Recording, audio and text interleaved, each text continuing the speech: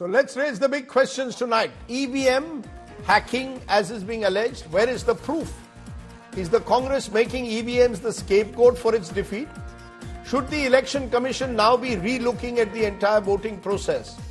Should we be returning, and that's the big question, should we now return to paper ballots? Are they a better system than the EVMs? Just some of the questions we'll raise tonight. My first guest is Dr. S.Y. Qureshi, former Chief Election Commissioner, joins me. Dr. Qureshi, your thoughts with the Maharashtra defeat? Suddenly, once again, we are hearing talk that EVMs are manipulated. We need to go back to ballot boxes. How do you respond to that? Do you believe there is any merit at all? Well, this kind of agitation as we have seen of all these years after every election. But today, I think after the Supreme Court has claimed the issue and they said there is no going back to the ballot paper, I think the debate should be around the Supreme Court decision. And I find that that is not being mentioned, only what the opposition leaders and others are demanding. But I have been defending the EVM because at least in my time when I saw the working, there are so many checks, so many controls on this that it is impossible to manipulate it. In fact, the peak of EVM controversy was in 2009, and the biggest critic was BJP and no other. And they even went to the extent of writing a book called Democracy at Risk with foreword by Mr. L.K. Advani. And when I took over as CC, I immediately called an all-party meeting. And I said, which was led surprisingly by the Chandrababu Naidu, a technology icon. And I said, look, what is your complaint? Let us understand. And he said, well, look, we are not saying that EVMs have manipulated the result in the past or they're going to do it in the future.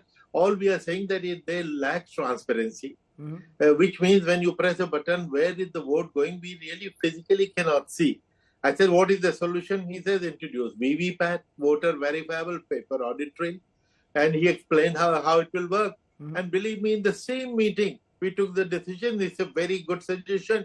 We decided to adopt it. We wrote to the two factories to start developing it. So now the focus of the debate should be entirely on VVPAT, where there are some unanswered questions for sure. Now, are you saying now there are two views? I was yesterday at a discussion where Mr. Chidambaram said that he has no problem with EVMs, but they should be backed by a verified paper trail that goes up to 100% in the case of close contests, and every voter must have the right to know, maybe in a separate ballot box, that verified paper trail slip should be there. And 100% counting should be done. Do you agree? 100% counting of verified paper trail? Well, actually, I was there in the event, which was your book launch function. And I have said it myself many times that if the nation starts doubting something, that's a very dangerous situation. And therefore, even if I was in the position, I would count 100% once for all. Okay, look, I'm going to do it, but after that, I stop counting. Otherwise, my formulation is much simpler. 100% might take time, 24 hours, doesn't matter. The nation waits for 2 months, 3 months. One more day will not matter. You are a cricket fan, and I say that, if we were to say that only 5% of LBW decisions will go up to the third umpire, it will lead you nowhere. Only the suspicious decisions are taken up. Therefore, I say that instead of randomly selecting 5 machines, only select 5 machines on which the top 2 runners-up put their finger. Okay, look, I am suspicious about this. Please count it. It's so easy. Why is the commission not even considering it? So you're saying there needs to be some relook at the way the verified paper trail operates, one.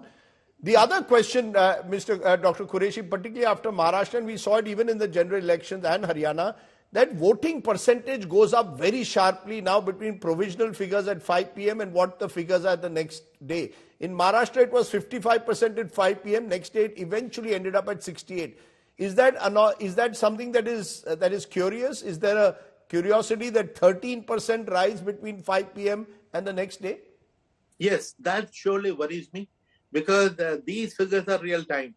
When you go to vote and I go to vote, there is a Form 17A and our attendance is being marked with time, 8 o'clock, 5 past 8, 10 past 8. and at any given point, 300 votes have been cast. Somebody comes, and media person comes, or an observer comes, how many votes have been cast? The presiding officer looks at the last line, and he says 320 votes have been cast. So that is real time. And at the end of the day, Form 17 sees the total of all the happenings of the day. And without finishing the 17C form and getting the signatures of the agents sitting there, he cannot go home. So this is a real-time data generated the same day. How can the data change the next day? Even I fail to understand. And it had even gone up to the Supreme Court 5 years ago. Supreme Court did not clinch it, which surprises me. That is something which has to be answered. Now, what could be going? What do you think? From your experience, why should 55% at 5 p.m. end up at 68% final figure, a 13% rise if it's in real time? You can't have so many, you can't have 1/4 of the voters surely voting after 5 p.m. Yes, quite right. Exactly. That is what I'm saying, that this is something which has to be explained by the Election Commission. Surely they will have some answer, and they should let them come out. What are they waiting for? You know, the way the doubts are spreading all over the country, if it gets into everybody's head, then the entire system will not be trusted. So Election Commission should come out and explain in a national televised media conference exactly what are the numbers and why are the discrepancy happening, which had never happened before. Okay, let's leave it there, Dr. Qureshi. What you're suggesting is at least a review of the process and greater transparency and explanations, particularly when it comes to this rise in provisional to final numbers as well as the verified paper trail. I appreciate you joining me here on the show. Hopefully, we are kickstarting a wider debate now. Anish Gawande, spokesperson NCP SP, now joins us. Hamid Hussain is Congress spokesperson. Sanju Verma is the BJP's Evergreen National spokesperson. And Sushiben Shah is spokesperson of the Shiv Sena. Let's get each of you to respond to what we've just heard from the Chief Election Commissioner. Let me start with you, Sanju Verma. You're the biggest party. Here you've got Dr. Qureshi saying at least let's review the process. Let's get clarity on the verified paper trail. Why not have it 100%? And importantly, saying that there needs to be a question answered on why provisional numbers to final numbers have we seen such a big step forward, especially in Maharashtra. Thank you, Rajdeep. First and foremost, a few very quick points that your audience needs to know. Point number one is this.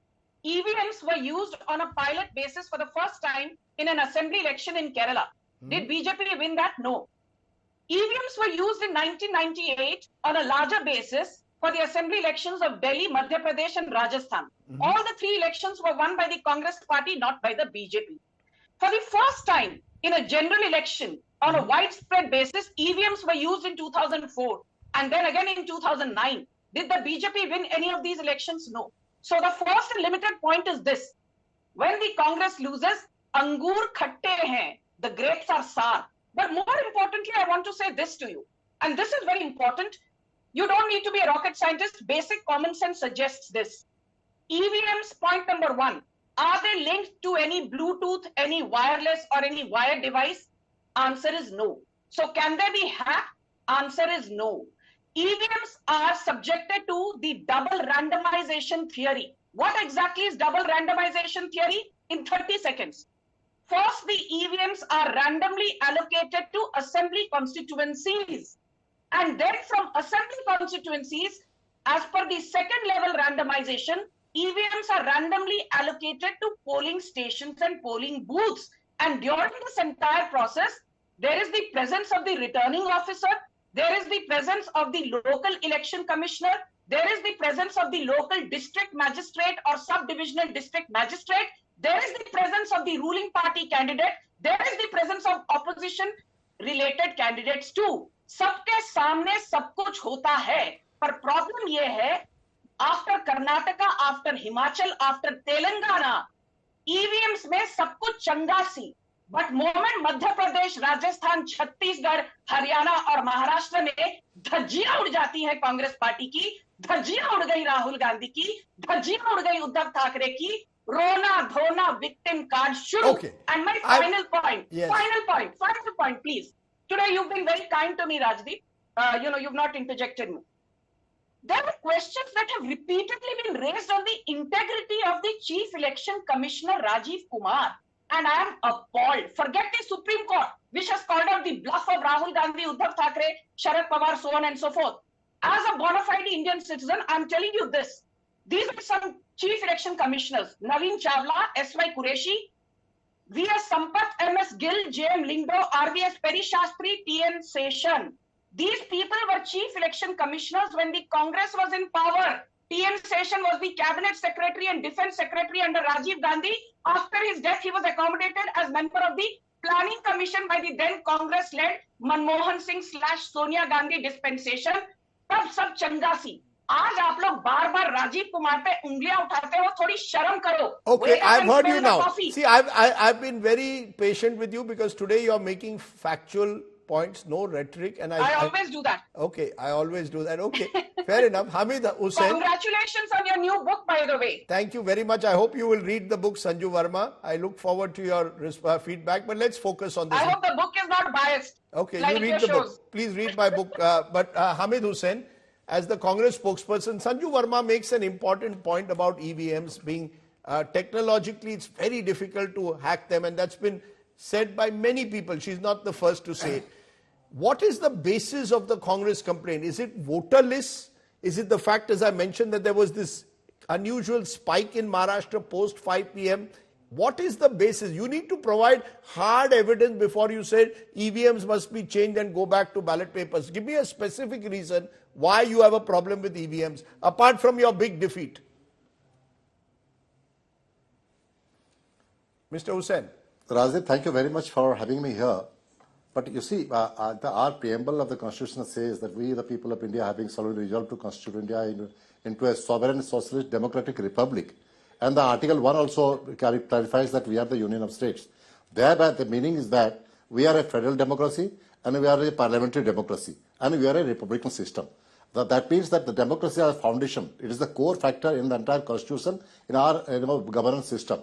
And that is what I attacked at. That is what is, the very root of that democracy is being cut. No, give me a specific. Forget the rhetoric. No, Mr. Hussain. Democracy is in what? No. Because what is the specific in Maharashtra? Give me specifics. So, I'm coming to your point, Rajdeep.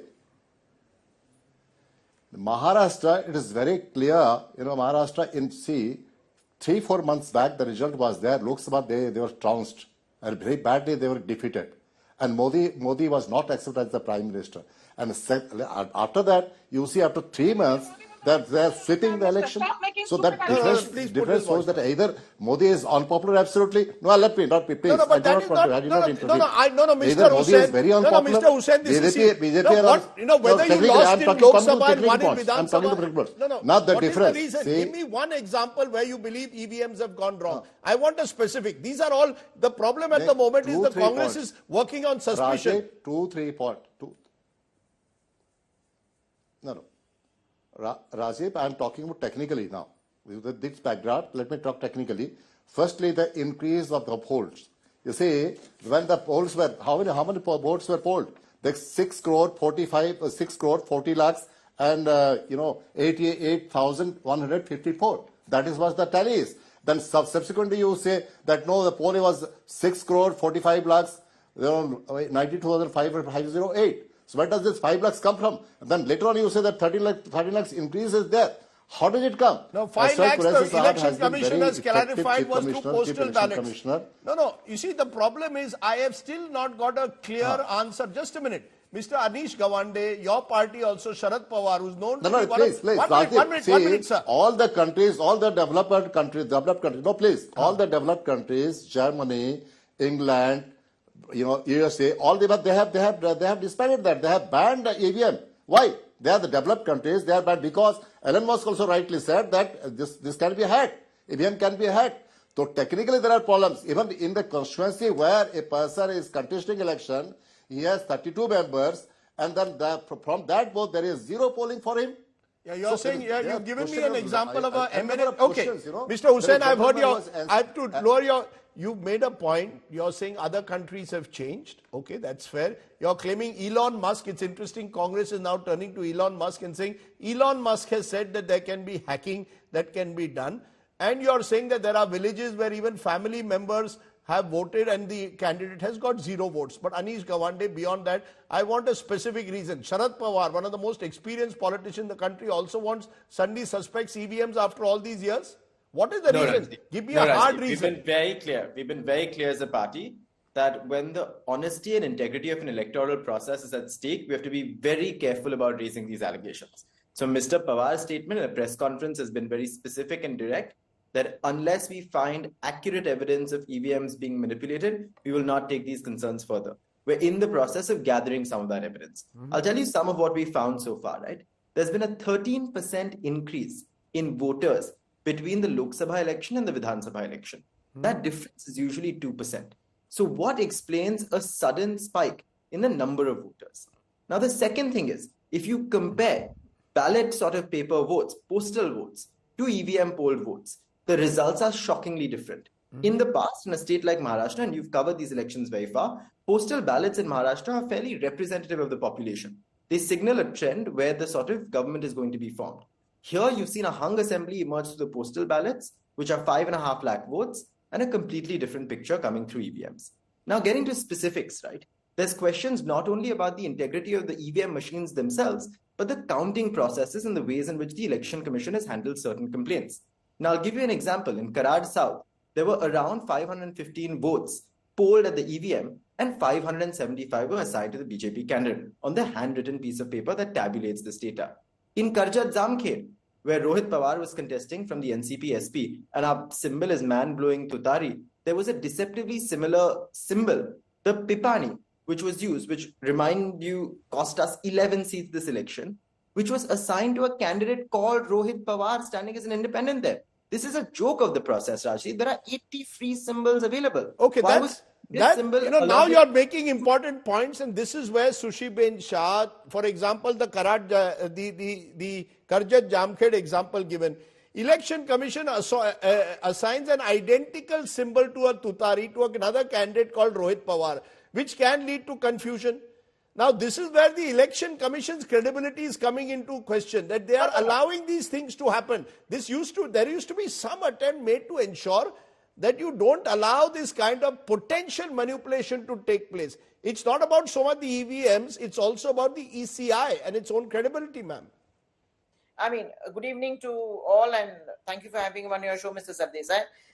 I just want to say this, that, you know, to answer my friend's Anish Gawande's lecture and his points that he raised, two things. You see, as far as the vote percentage is concerned, yes, in Lok Sabha there was a much less voting percentage because complacency had set in, it was over the weekend and it was even the May vacation. But we as Maha Yuti worked on it. Secondly, as far as the Pipani or Tutari confusion is concerned, after the nominations are finalized, you know, people are allowed to withdraw the nomination. The EC comes with a list of candidates with the symbols. Why did they not raise the objection then? Nothing.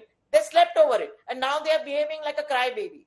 Now, coming back to the EVM issue, Mr. Sardesai, just give me 1 minute. Why did the EVM at all was envisaged and was put into practice was because of the brutal criminal activity around the electioneering process, booth capturing, bogus voting. So it was at the instance of Rajiv Gandhi that this EVM was conceptualized, envisaged, and was implemented, as my dear friend Sanju Verma said, in 2004. Subsequently, twice the UPA government came in power. We were never a crybaby. As recent as the Lok Sabha election, 4 months ago, they won the election. They had an impressive mandate. We were not crying. We upped our ante. We upped our game. We worked on the ground. But there are serious problems with voter lists. You see, this is a thing which is evidentiary. We have to look at voter lists. We have to look at the manner in which voters are being confused over symbols. This is where you expect the Election Commission to be proactive. Let me answer. Let me complete. One second. As far as the electioneering process is concerned, I've been an on-ground worker, I've been a counting agent and a polling agent. Now I'll tell you this, the day the election happens, there are polling agents of each party.